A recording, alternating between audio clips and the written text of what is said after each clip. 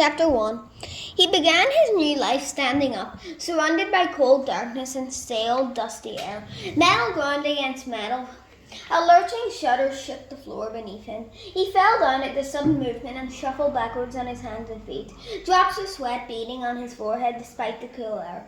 His back struck a hard metal wall. He slid along it until he hit the corner of the room. Sinking to the floor, he pulled his legs up tight against his body, hoping his eyes would soon adjust to the darkness. With another jolt, the room jerked upwards like an old lift in a mineshaft. Harsh sounds of chains and pulleys, like the workings of an ancient steel factory, echoed through the room, bouncing off the walls with a hollow, tinny whine. The lightless lift swayed back and forth as it ascended, turning the boy's stomach sour with nausea. A smell like burnt oil invaded his senses, making him feel worse. He wanted to cry, but no tears came. He could only sit there, alone, waiting. "My name is Caelan," he thought. That was the only thing he could remember about his life. He didn't understand how this could be possible. His mind functioned without flaw, trying to calculate his surroundings and predicament. Knowledge flooded his thoughts, facts and images, memories and details of the world and how it works. He pictured snow on trees, running down a leaf-strewn road, eating a burger, the moon casting a pale glow on a grassy meadow, swimming in a lake, a busy city square with hundreds of people bustling about their business. And yet he didn't know where he came from or how he got into the dark lift or who his parents were. He didn't even know his last name. Images of people flashed across his mind, but there was no recognition, their faces replaced with haunted smears of colour. He couldn't think of one person he knew or recall a single conversation. The room continued its ascent, swaying. Caelan grew immune to the ceaseless rattling of the chains that pulled him upwards. A long time passed. Minutes stretched into hours, although it was impossible to know for sure because every second seemed an eternity. No, he was smarter than that. Trusting his instincts, he knew he'd been moving for roughly half an hour. Strangely enough, he felt his fear whisked away like a swarm of gnats caught in the wind, replaced by an intense curiosity. He wanted to know where he was and what was happening. With a groan and then a clonk, the rising room halted. The sudden change jolted Caelan from his huddled position and threw him across the hard floor. As he scrambled to his feet, he felt the room sway less and less until it finally stilled. Everything fell silent. A minute passed. 2.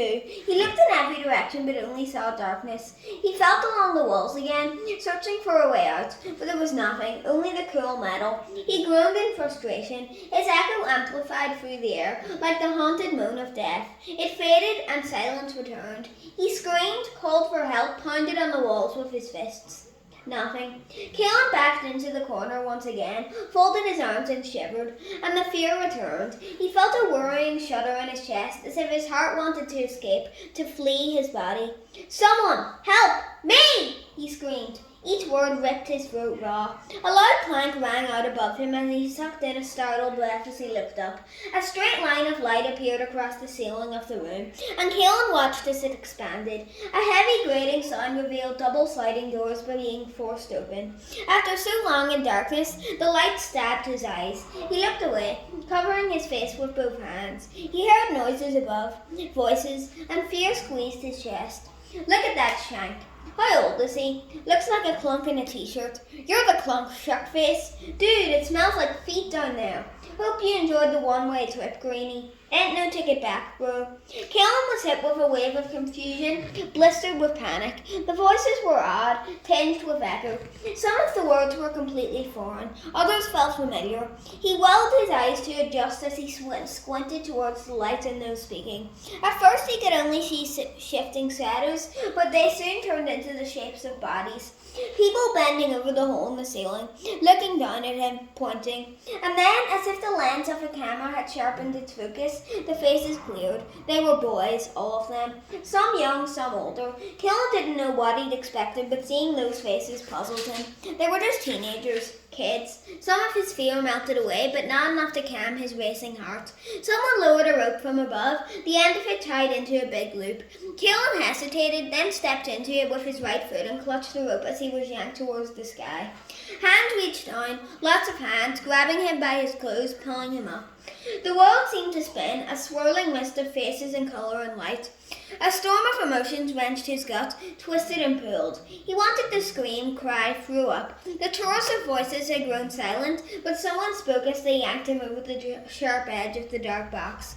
And Caelan knew he'd never forget the words. "Nice to meet ya, Shank," the boy said. "Welcome to the glade."